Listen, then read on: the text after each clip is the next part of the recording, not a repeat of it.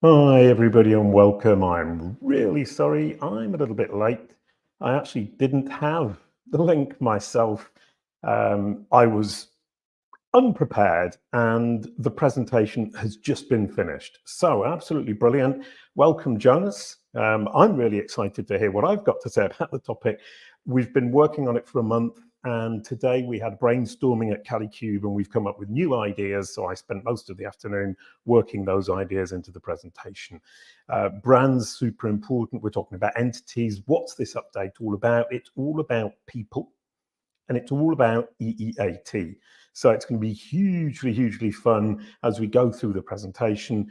As I've mentioned before, I've been doing this 25 years. I've been working in SEO since the day Google started.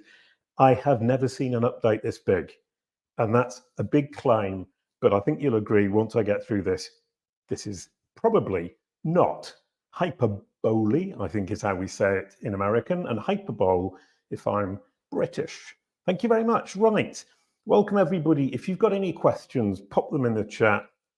I'll try to answer them at the end.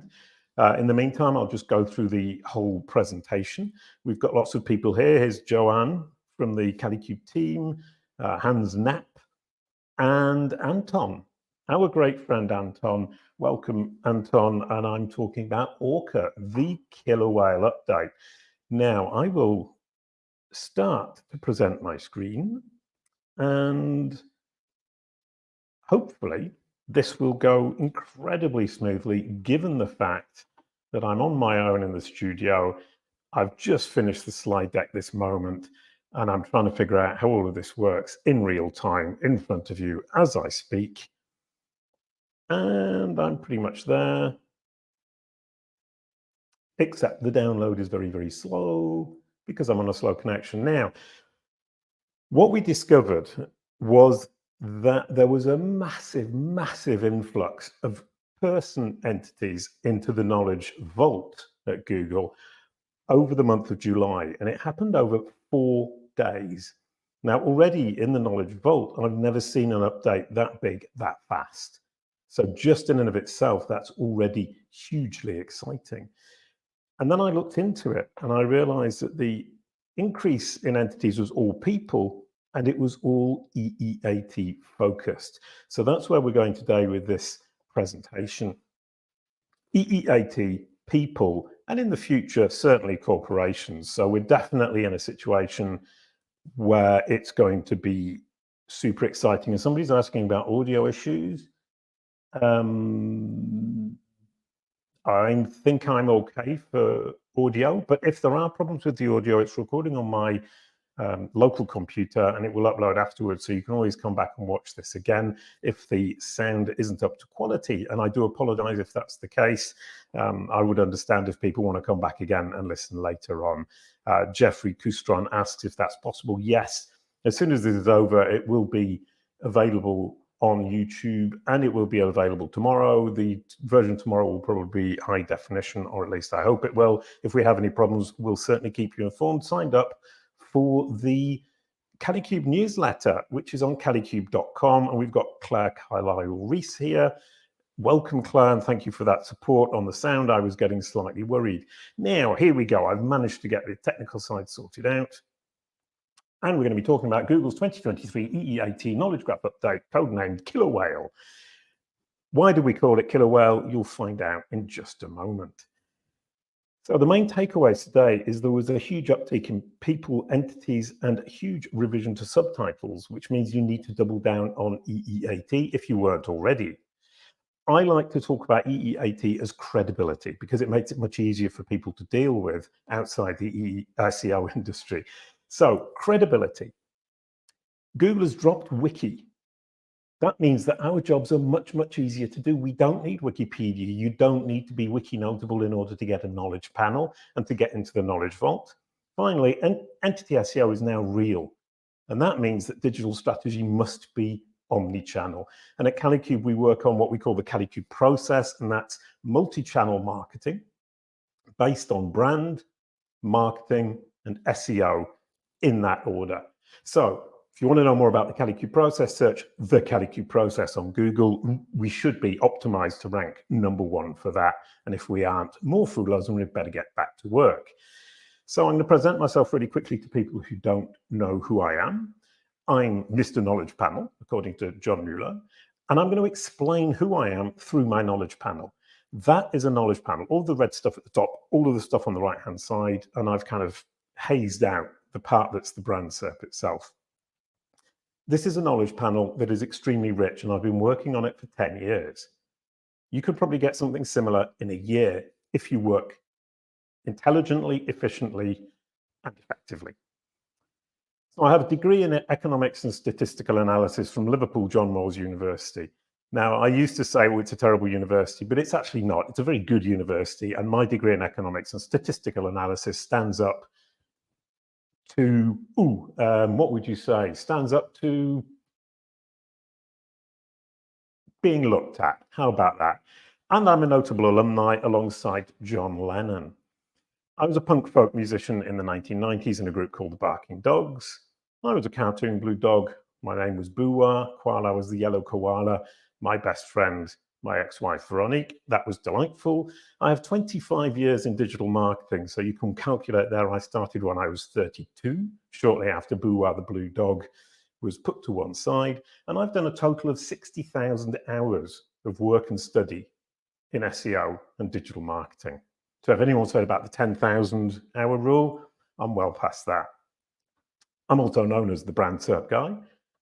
I'm the CEO of Kalicube, and you can see there are 3 places where Kalicube is mentioned, including the filter pills at the top, and organization founded. And that's all through educating Google. I have created this knowledge panel purely by educating and guiding Google to understand who I am and what I've done for the last 30 or 40 years.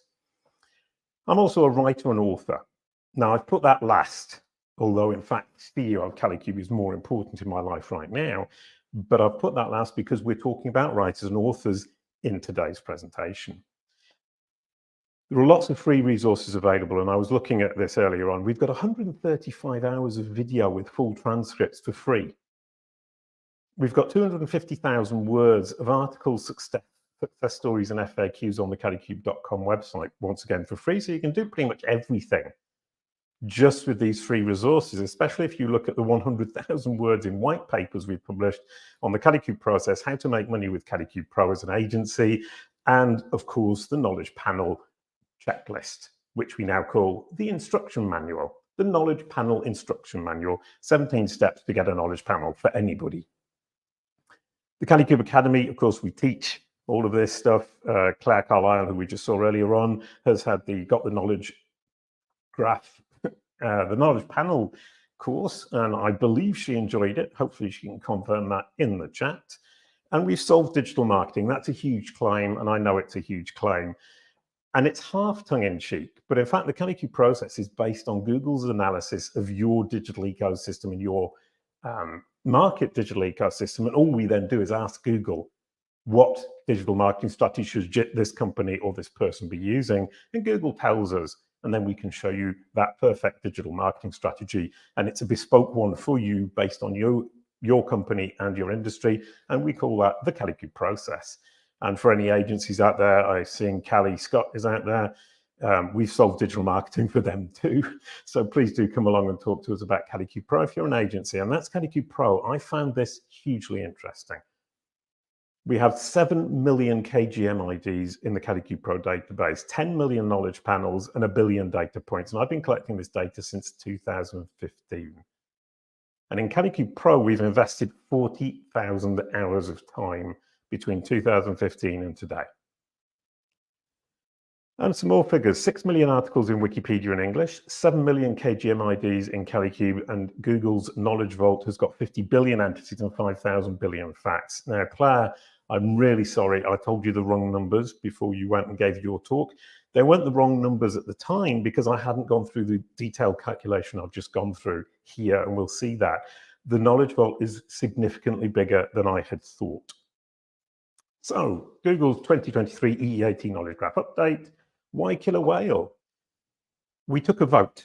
Team Kalicube over there on the left, smart, fun, and courageous people. If you want to work at Kalicube, you have to be smart, you have to be fun, you have to be courageous. And that's Katrina Bonetti, who you can see middle second from top, who created that really lovely hashtag system. We've got Joanne, who's top left, who's in the audience today. Why did we choose Killer Whale? We had a vote. And the team voted for Killer Whale. We didn't go for Magpie, we didn't go for Zebra, and unfortunately, we didn't go for Skunk.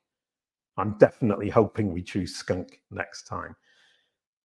So the knowledge vault, I want to be really clear. I'm talking about the knowledge vault. Everybody talks about the knowledge graph, but let's look at the knowledge graph as a concept of multiple knowledge graph verticals together. Because Google has multiple knowledge graphs. It has Google Books, it has Google Scholars, it has Google Podcasts, it has YouTube Music, it has Google Maps, which is huge.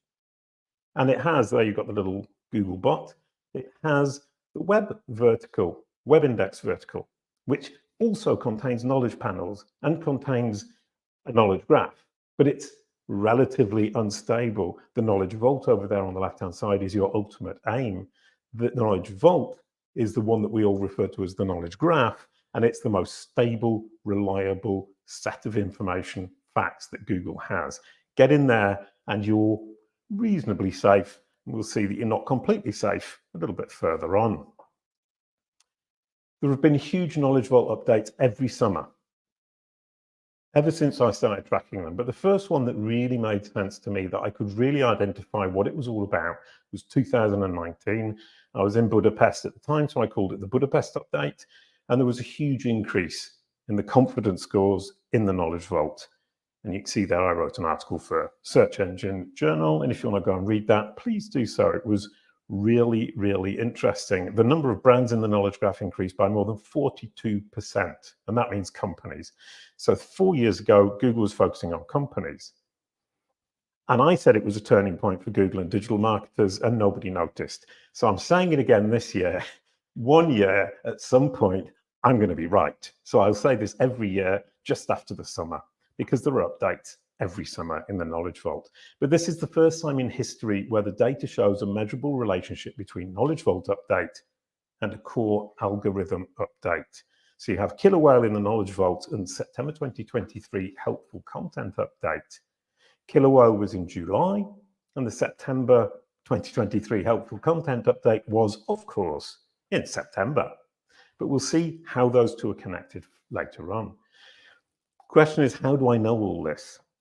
It's because I started building Kalicube in 2015. That's the first version, and it was a proactive ORM tool for brands. And looking back, I think I should have just stuck to that. I probably would have made more money.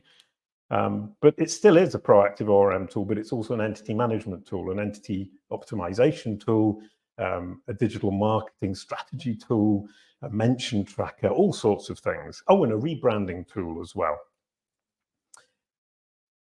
Now, 2020 was an interesting year because Danny Sullivan announced 5 billion entities and 500 billion facts in May. So I've taken that as my baseline, and I've calculated the growth, which is where, Claire, I apologize, I calculated it correctly over the last month. It has grown 10 times in 40 months.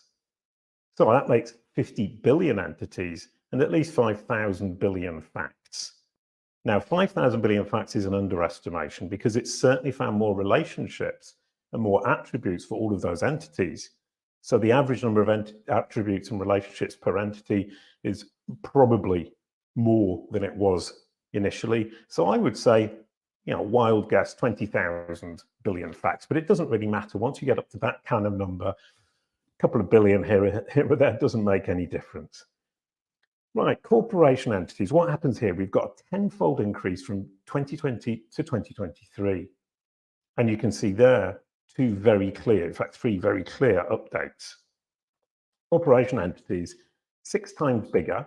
And this year in September and in June and July, it didn't grow at all for corporations.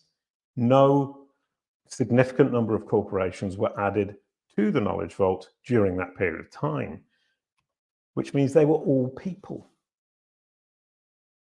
we have 20 times more people in the knowledge vault, excuse me, than we did in May 2020. So you can see there, killer whale is a reasonable name for this update in July 2023. 3 times more people, person entities in the knowledge graph.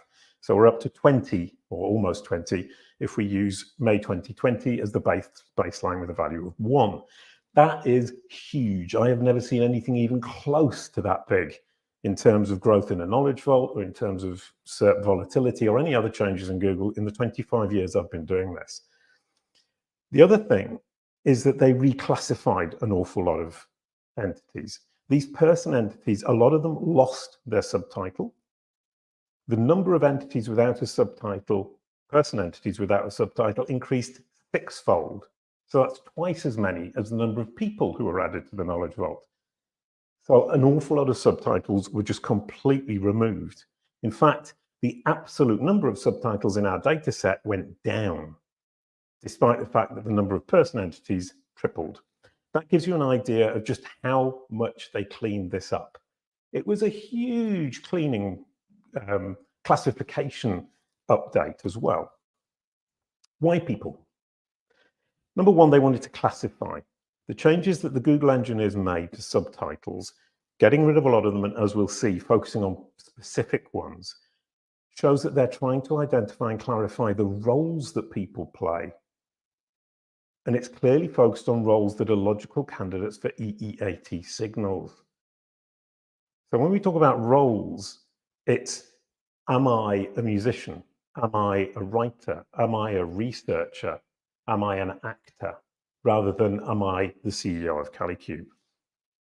And it was Olga Zarr who put me onto this. She said, ooh, I've changed from SEO consultant to writer. Now, we rebranded Olga from Olga Zarecznia to Olga Zarr. And she was really happy with the rebranding that we did for her, but then she lost SEO consultant to become a writer, and she thought that was a bad thing. And in principle, yes, it is. But in truth, if you think about it, Google's changed her to become a writer who's EEAT credible for technical SEO. So rather than being a technical SEO consultant, which Google cannot judge the quality of, it can easily judge the quality of Olga as a writer or her authority as a writer by looking at the places she contributes to: Search Engine Journal, Search Engine Land, WordLift, SEMrush, SE Ranking, all of these different platforms. Google knows that they are the hubs for SEO, and it knows that she writes for them. Therefore, it knows that she is a credible writer on technical SEO. Genius. And if we look here, the change in the number of person entities in Google's knowledge graph with the subtitle went up by 21% for writers. Researchers went up, mathematicians went up. Analyzer, I'd really love to know what that is. That didn't exist before, and now it does. So somebody at Google thinks analyzer means something. Historian, business person, entrepreneur, and scientist. All of them make sense for EEAT.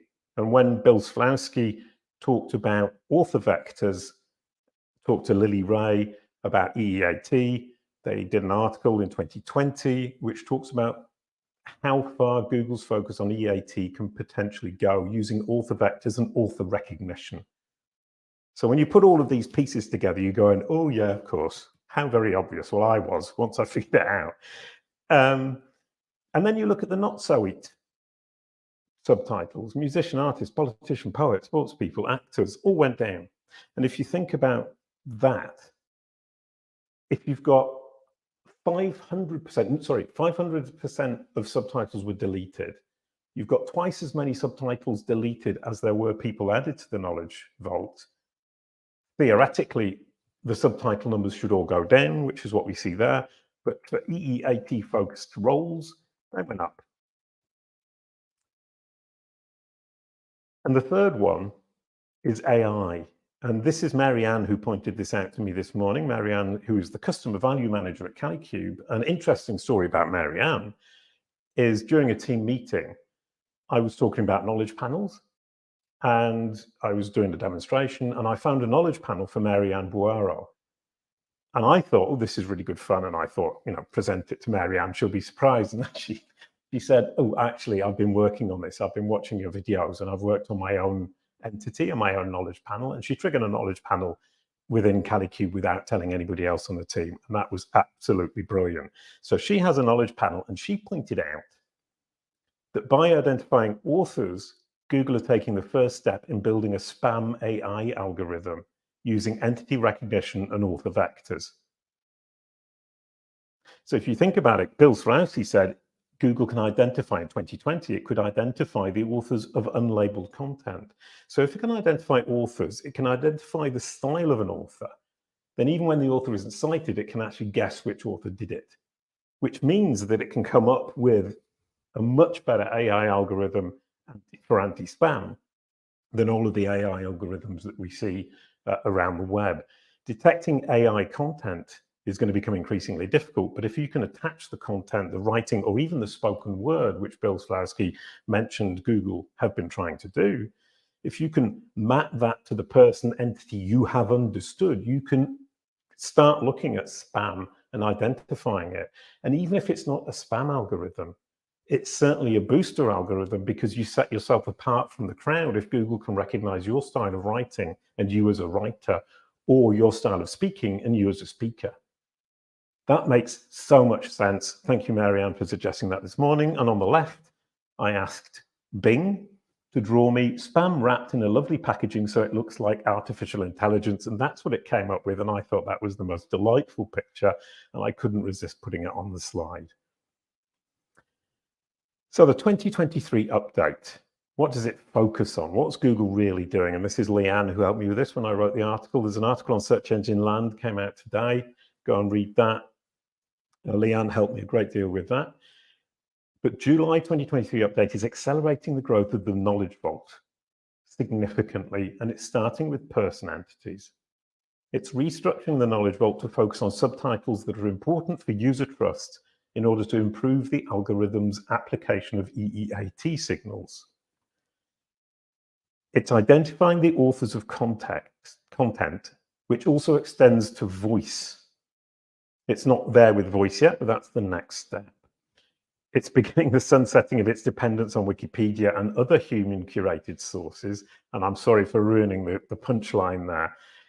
But that reducing the dependence on Wikipedia is so important. But it's not just Wikipedia, it's all the third-party human-curated sources that Google had been using, such as IMDb and MusicBrainz. Spotify even, it's reducing its reliance on them and letting the machine decide for itself. And then it's building the foundation for generative AI spam algorithm. And that's when I'm going to get to call the algorithm Skunk. And I think if it's a generative AI spam algorithm, Skunk is a great name for it. Later, on the SERP. I put the comma there because that makes it sound more cinematic. Later, on the SERP. September 2023 helpful content update. Corporation entities. Knowledge panels did not go up. Knowledge panels for corporation entities in September, July, August, September remained flat, 40.98, 41%. It doesn't vary a great deal, generally speaking, over time, the number of knowledge panels. Person entities, you can guess before I even hit the button what happens next.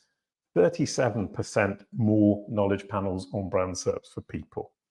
And that is Google pushing the people that it added to the Knowledge Vault, or some of the people it added to the Knowledge Vault, to the brand SERP, to the SERP 2 months later. So we had a huge update in July in the Knowledge Vault, and then the helpful update applied those entities to the SERPs in September. And if we look again, September 2023 helpful content update, it's people again, it's writer again. 51% more people with subtitles of writer or author. 15% more, actually, sorry, it's not 15, it's 37. I got confused, I do apologize, that should read 37. And our friend David Ivanov, I'm not sure, is now an author, and he changed, if you look in that list somewhere, from a digital marketer to a writer. So he had the same problem that Olga had, but it's actually really good because he's now a writer specializing in digital marketing. And if you look at that list on the left-hand side, you have the subtitle from before. David Amelin, journalist, now a writer. Gary Vaynerchuk, an entrepreneur, businessman, and writer. I'll let you look at the list a little bit, but I've looked at all of these people and it makes total sense. Writer is one of their facets, but not necessarily the most prominent facet. And what Google's done is said, let's focus on that. So an educator becomes a writer, but a writer on education. A futurist becomes a futurist and writer, a writer on futurism, I suppose it must be. That's Jono Alderson's field. So we're in a situation where Google has very, very clearly focused on people, focused on EEAT, focused on understanding who's writing about what. So having an entity, your entity in the Knowledge Vault, and having a knowledge panel becomes fundamentally important for credibility signals, EEAT, whatever you want to call them, as people. And Elisa Reyes, who's the boss of Kalicube Pro and the knowledge panel expert. I built Kalicube Pro, which is a SaaS platform for building knowledge panels and ORM and brand digital strategies. Elisa has taken the platform and she can build knowledge panels better than I can. She's taken the tool Kalicube Pro and she can build knowledge panels in her sleep. She's amazing. And here's what she said. I'll just let you read that. But the idea that we have trusted sources that we need to be on in order to demonstrate to Google that we are a trusted writer, an authoritative writer within a given field is going to be fairly easy to figure out most of the time. And what Kalicube Pro can then do and what Elisa can do is figure out the really niche sites, because those are the ones that have the most power. Everybody's going to go for the big hitters. So if you can get onto a site that is recognized as an authority, recognized as a trusted source, but is incredibly niche and easier to get on, you're going to be winning the game right down the line. So Elisa's going to have a lot of fun in 2024. Next, the reduced reliance on Wikipedia. I love this. This is really cool. That is undeniably wonderful. Wikipedia used to provide 50% of entities in the Knowledge Vault. It went down 2021, a little bit more in 2022, and look at that, down to 16%. 16% of entities, person entities in the Knowledge Vault are now driven by Wikipedia. And when you think about it, it makes sense. How many people get into Wikipedia? Not very many. Google cannot rely on Wikipedia long term. It has to let go at some point. And this summer, July 2023, was the moment it let go. And you can see there very clearly, it went from representing about 40% of all person entities in the Knowledge Vault to 12%. 9 people out of 10 in the Knowledge Vault do not come from Wikipedia. You don't need to be wiki famous to get in the Knowledge Vault and get a knowledge panel. And as you can see there, the knowledge panel, just as good. Down to 50% of people's knowledge panels are driven by Wikipedia. And that's down from 77.7%. So you can forget about Wikipedia if you're not wiki famous. Who's taken over? Crunchbase. Crunchbase is hugely important now, but remember you need to niche down. So if you're talking about an actor, a musician, a fun park owner, a fun park owner would go into Crunchbase for Claire Carlisle. Somebody who runs a business would be suitable for Crunchbase. Somebody who's an artist or a musician is not. And theorg.com was the one that surprised me. I had a look at their website and it's absolutely brilliant. It's not Theory, by the way, it's theorg.com. Theory.com is a fashion site. So we make 400 to 1,000 available on our trusted sources list. A lot of people in the industry use that to find trusted sources so they can place their entity, to do entity sculpting, as Erin Sparks calls it. Inside Kalicube Pro, we track over 63,000 trusted domains. So what we're doing there is sharing the obvious candidates and niching down with the 63,000 inside the platform. So here's what you should do. Google doesn't care anymore if you're wiki famous. In fact, it never did, but people thought it did. It's looking for the information. It wants you to be understandable. It wants you also to be notable within your industry, because that's part of the way you can become a dominant entity, but that's a different story for another day. You need to demonstrate within your industry that you have the experience, the expertise, and that you're considered an authority and that you're trustworthy within your niche industry. I use Poodle Parlors of Paris. If I'm a poodle parlor in Paris, I want to be on the front page of Poodle Parlors in Paris magazine. That's what makes sense for my industry. Poodle Parlors in Paris magazine is much better for me as a poodle parlor in Paris than Wikipedia. So if your company or yourself are not in the traditional third-party human curated knowledge sources such as Wikipedia, Wikidata, Dunce, and Forbes, you can ignore them. You don't need them anymore. It's an opportunity to take control, and you can start now. We've been doing this for years at Kalicube. We never used, or we didn't, sorry, not never used. We stopped using Wikipedia quite a long time ago. We build without wikis. We can even build without Wikidata. And remember, wiki notable is not the same thing as notable. Notable within your industry, Poodle Parlor in Paris would not get a Wikidata page or a Wikipedia article. So the next big thing is organic knowledge panels. That's how you build a knowledge panel. You can go along to kalicube.com and search how to create a knowledge panel, or search on Google the 3 steps to get a knowledge panel. This illustration or this design was done by Jean-Marie Laurenti, who is the content manager at Kalicube. Identify your entity home, corroborate and confirm, create an infinite self-confirming loop. Come back and watch that and look at that image more closely if you want more details, or download the 17-step instruction manual, which you will find on kalicube.com. And I can't remember what it's under. It's in the download section somewhere. I've forgotten now. Maximize your EEAT. Knowledge panels and EEAT. If you have a knowledge panel, Google understands explicitly who you are. If it understands explicitly who you are, it can apply its EEAT signals, whatever they may be. If it doesn't understand who you are, at best, it's guessing. And then it's applying the signals, and they're all going to be dampened. You're not making the most out of all the hard EEAT work you've done if you don't have a knowledge panel. We now call it NEAT at Kalicube. We've written an article about it, so if you search Kalicube NEAT, you'll come across that article, and very simply, N is notability, but notability within your industry. It's not notability wiki-wise. And the other T at the end is Jarno van Driel, who talks about transparency. How can you communicate your EEAT if you're not transparent? So with Jarno, we've agreed that we like NEAT. So instead of EAT, it's NEAT. And the nice thing about NEAT is it's got exactly the same number of letters as Google, so we can do this delightful design. So knowledge panels represent Google's explicit understanding of named entities. I mentioned this initially in January 2020. So I've been talking about the fact that you need to be explicitly understood by Google in order for Google to be able to apply the credibility signals it has.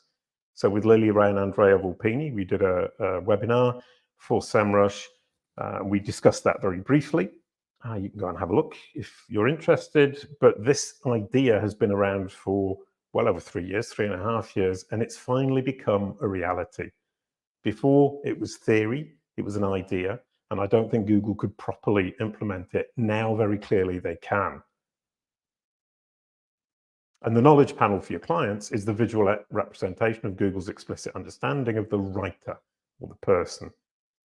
So without a stable, information-rich and non-duplicated knowledge panel, your work building and demonstrating your writer's EAT credentials is significantly under-leveraged. So selling a knowledge panel now becomes, well, if you want your credibility signals to be applied, you have to be recognized. You have to be a recognized named entity, and that means having a knowledge panel. But also preparing for generative AI. There are 3 parts of a SERP for Kalicube: generative AI, knowledge graph, web index universal. And when I talk to clients, I tend to talk about knowledge on the right-hand side, recommendations on the left, and assessment at the top. Now on brand SERPs, that's really easy to see. because the result for my company name is knowledge on the right-hand side of the knowledge panel, recommendations on the left. What does Google recommend to my audience? And its assessment of its own understanding, knowledge, and its recommendations. That makes total sense. But if you think about any SERP, it works like that. Knowledge on the right, recommendations on the left, and then search generative experience is simply Google's assessment of that knowledge and those recommendations. But also for your human audience, it's super important. Status and credibility, that knowledge panel looks really cool.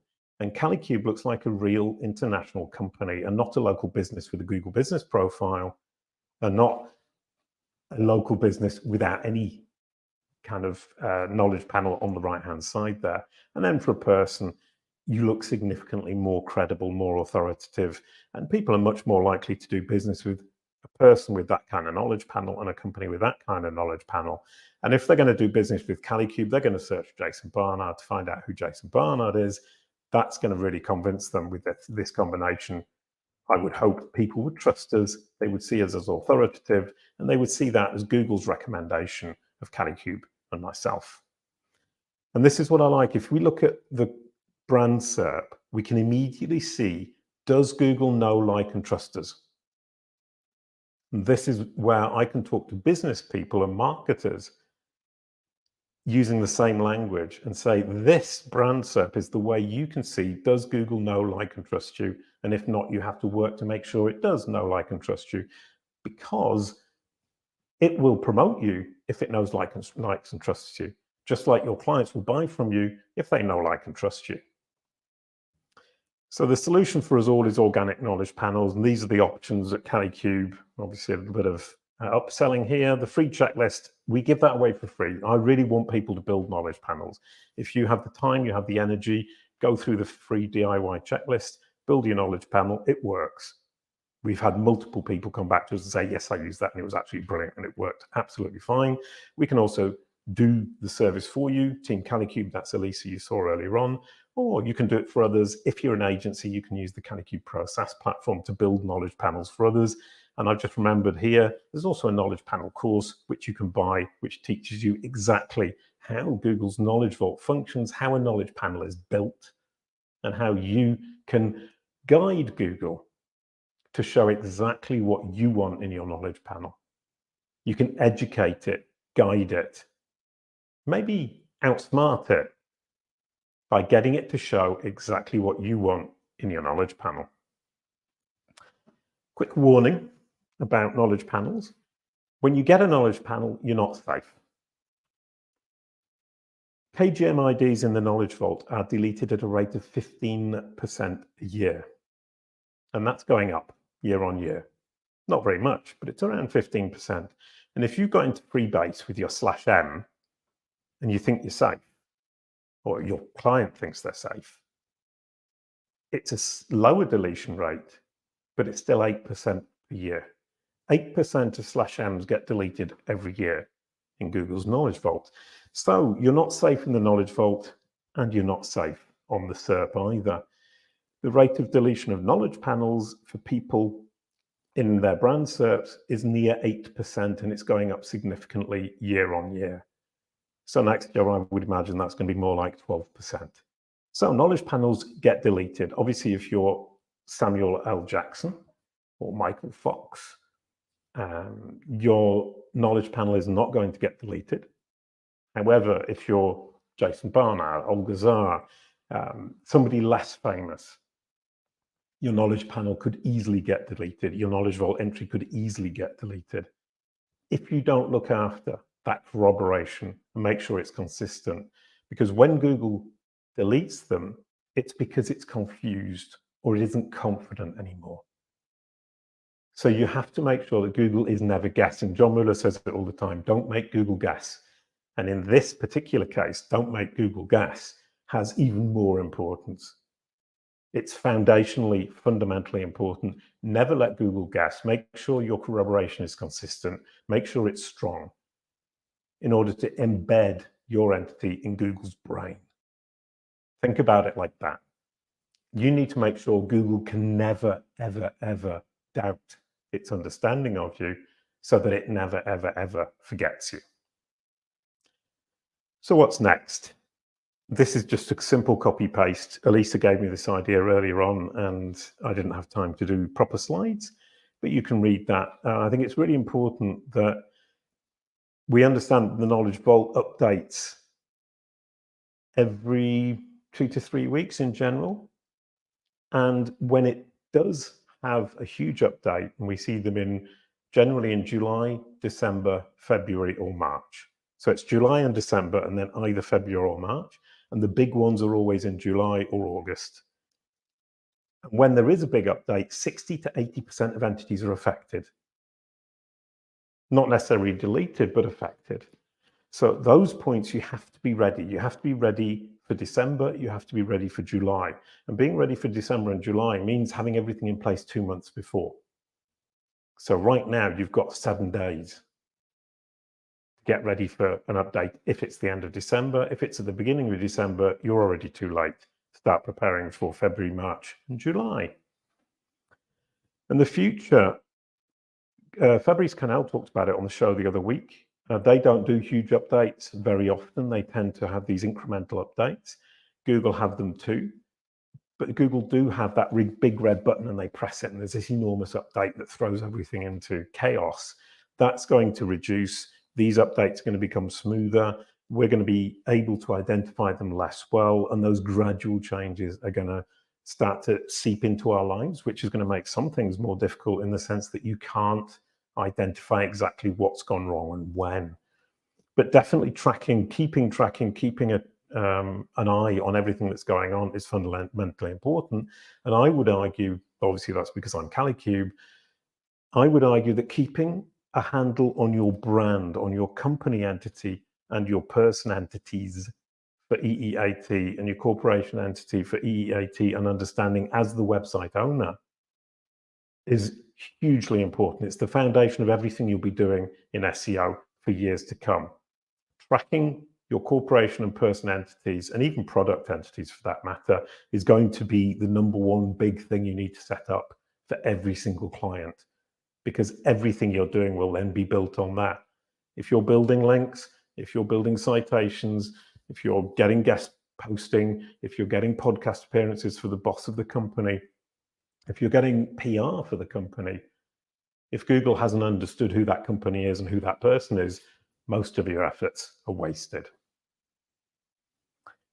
So if your clients or prospects missed out or were negatively impacted, there's no time to lose.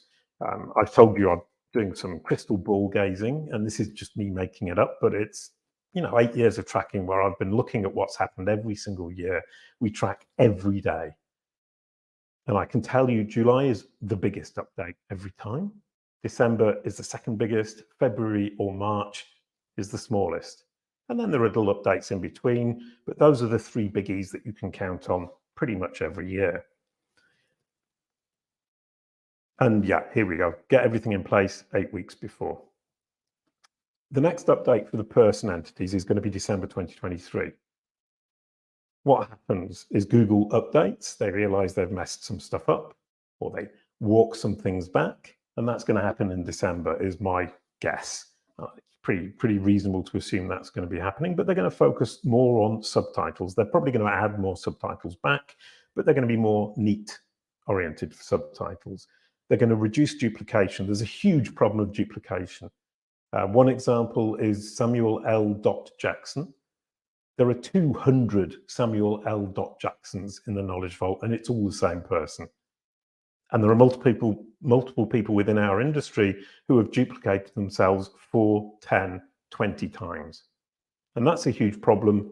Question for another day, but it's clear if you duplicated your entity and EEAT is applied to entities, that if you duplicated that entity, your EEAT signals are split between the 4 different entities and you're losing out once again, just like if you didn't have a knowledge panel. So having too many knowledge panels and too many knowledge graph Knowledge Vault entries is just as bad as not having one at all. So keep an eye on that. Keep an eye also on the topical associations it's making with your entity, and you can look at the Knowledge Vault API on kalicube.com, kalicube.pro, if you want to see what topical associations it makes with your entity. For website owner entities, this is the next big update. It's absolutely clear that next year in July, or absolutely clear, I believe in July next year, they're going to do to corporations what they did to person entities this year. So 2024 July, NEAT will then be applied to corporate entities. Why do I say corporate entity and EEAT? Because Google in the quality rating guidelines in December 2022 changed the word website to website owner in multiple places.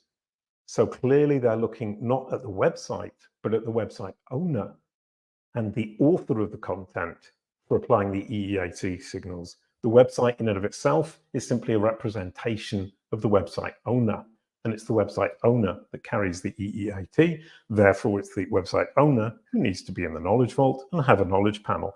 So the same approach goes for corporations as it did for people. Make sure you're in the Knowledge Vault, get your knowledge panel, then your EEAT signals, the work you're doing on EEAT can be fully applied, and make sure that your company is recognized for its industry, software company, telecommunications company. You want that to be as precise as possible. Oh yeah, that was what I just said. They changed website to website owner. A website owner is the person, company, or organization who is responsible for a website. And in 2019, they were saying the creator of the main content itself, and the website. So they've changed from the website to the website owner.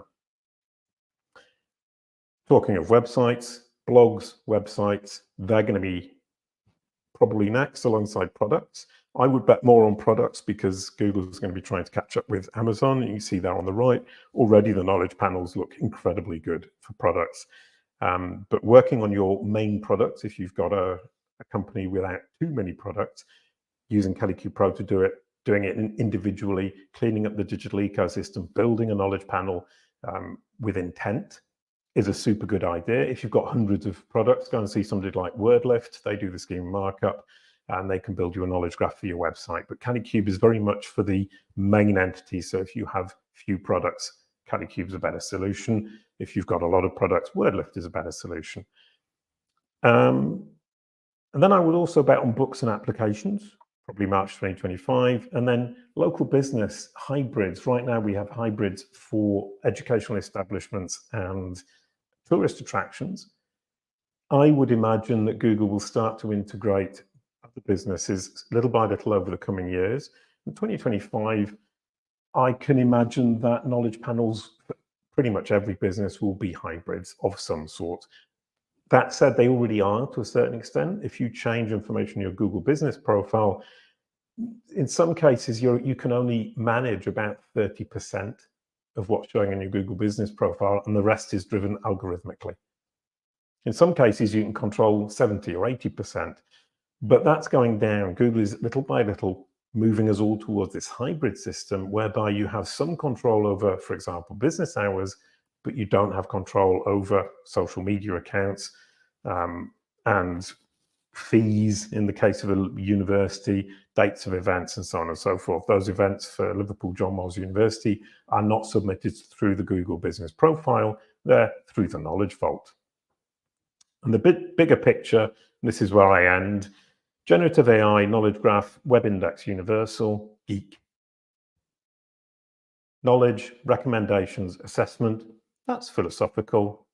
Most people understand that. And then business is know, like, and trust. And that is the KPI. The brand SERP is the KPI. Does Google know, like, and trust me? If it does, I'm likely to perform incredibly well in search generative experience and in search more generally. So the next update will spell disaster if Google doesn't know, like, and trust you, and I advise you to sort out knowledge, recommendations, and assessment search generative experience as soon as you possibly can for both your corporations and your person entities. Lastly, there's an invitation-only mastermind, how agencies can leverage Google's neat knowledge graph update to increase revenues. If you are an agency or you run an agency or you know somebody who runs an agency, please do tell them 31st of October, I'll be sharing more than this, going into more detail about the practicalities for agencies of what this means in terms of driving revenue, finding more clients, delivering better value to the clients that you have in terms of search strategy, brand strategy, marketing strategy.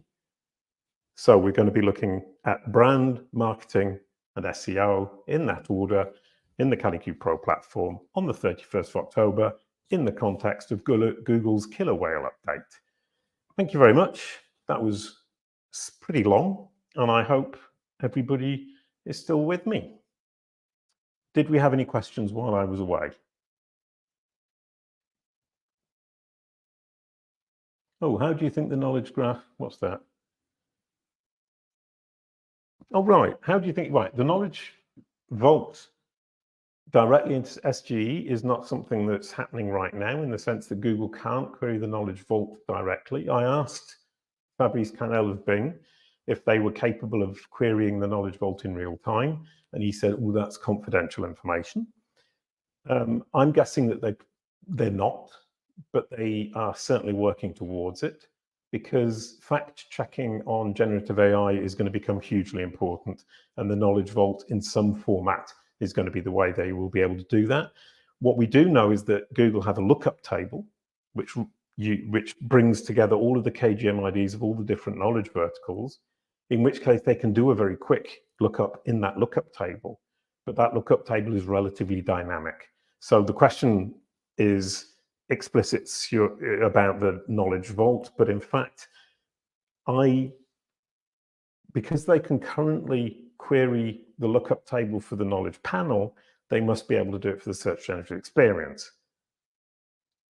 But it's the lookup table and not the knowledge vault, and that's a really long question. If you want to learn more about that, take the course, because there's, I think, 7 hours of courses, and I explain all of that in the courses about the lookup table, about how all of that functions. But certainly today in search generative experience, it's the assessment of Google's recommendations and Google's knowledge in the knowledge panel. Therefore, the knowledge is integrated into search generative experience through its use of the information from the knowledge panel, which is being represented. I hope that made sense. And apparently it was fascinating. Oh, and Kalicube saying, if you like the video, like it. I don't know if that makes sense. Oh, thank you, Sarah. Yeah, the team deserves it. The team are absolutely amazing. And I love talking to Marianne. We were having a mastermind where I was explaining this, and she just asked the question or brought forward the idea. And what I love is that she didn't feel that she couldn't do that. And it turned out I hadn't thought of it. And it's so obvious when I do think about it. And it makes so much sense. And so thank you, Marianne. That was absolutely wonderful. And that is indeed neat, Raymond. Where do we download that? Oh, that's going to be the knowledge panel instruction manual. If you go to kalicube.com, I think it's the second menu from the right. First button is going to be downloads, and it's in there. Otherwise, you can write to Katrina, Katrina at kalicube.com, and she will send it to you. Can we get the slides too? Hadn't thought about that, Sarah, but definitely yes. I'll sort that out later on. Anton's on the telly. Ethan thought that was informative. Oh, we got Jonas. I lost my graph for a few days during October core update. When it returned my subtitle, briefly switched to writer before returning back to author. That's really interesting. In the knowledge vault itself, Jonas, the term author has been completely removed. Everybody who is an author is now a writer. But in knowledge panels, the term author still exists. And that's due to the lookup table and the way that the knowledge vault feeds indirectly into knowledge panels. And in fact, all of the knowledge graphs feed into the knowledge panel through a lookup table, which you can learn more about in the course. And the other interesting thing is the fact that it switches from writer to author is also due to that lookup table. So during these updates, you're going to get that fluctuation, and it will switch from one to the other, and then it will end up sticking to one. But as soon as there's another update, it will go back to what the knowledge vault thinks you are. So look in the knowledge vault. If it thinks you're a writer, it will switch to writer at the next update and then switch back to author again when the lookup table and the web index take over. I'm currently a musician, by the way. Apparently, you're supposed to subscribe to our YouTube channel. So the first step, yes, you need to find all the stuff out there and tie them all together using schema markup or links. So you create the entity home, which is a web page on your own website. You find all of the resources that talk about the entity. You correct it also, it all corroborates and it's consistent. And then you add the schema markup that links out to them. And then you link back from them to your entity home. Or you can link using a normal link, a hyperlink out to these corroborative sources that then link back. And you create the infinite loop of self-corroboration. Once again, some credit where credit's due. Credit to David Bain for coming up with that brilliant title.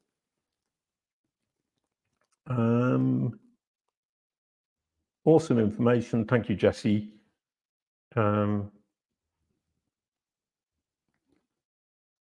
Right, Jesse, the months I mentioned, July, December, February, and March, is the months where we see the biggest knowledge vault updates.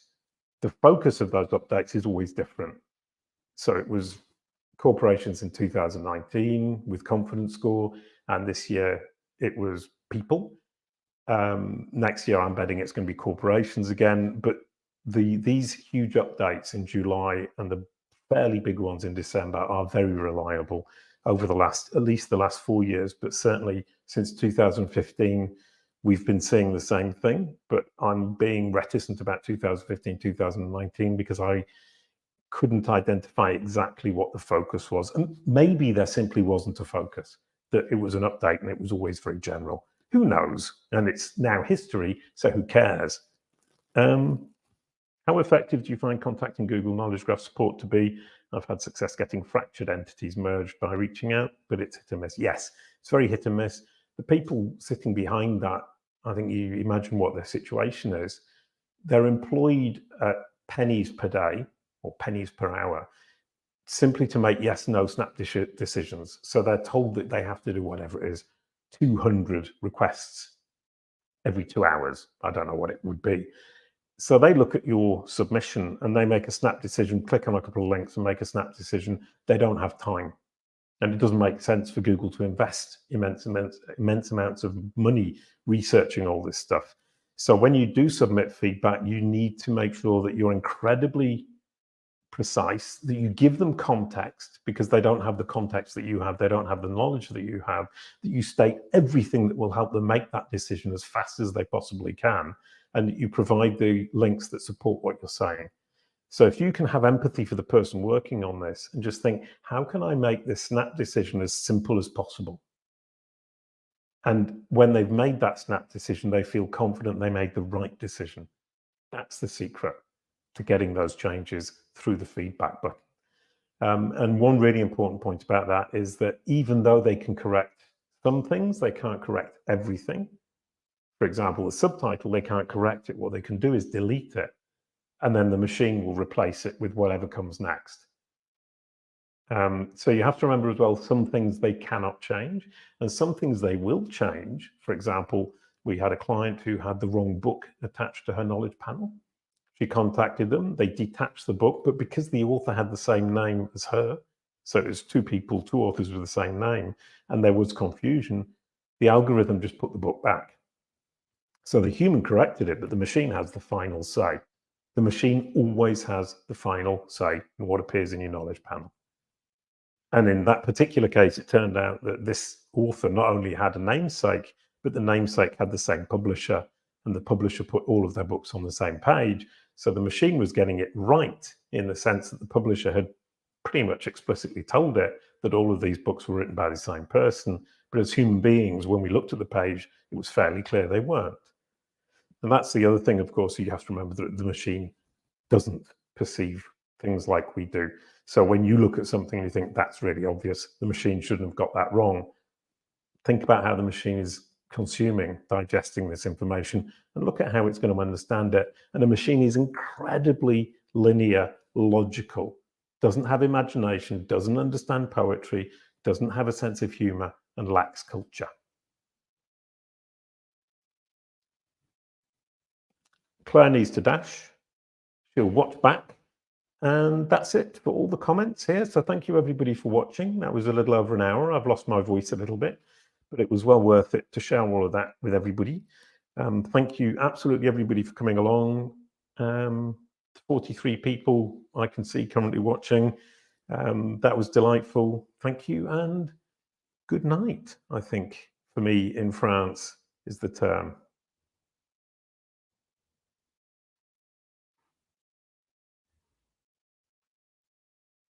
Kalicube. It's all about your brand SERP.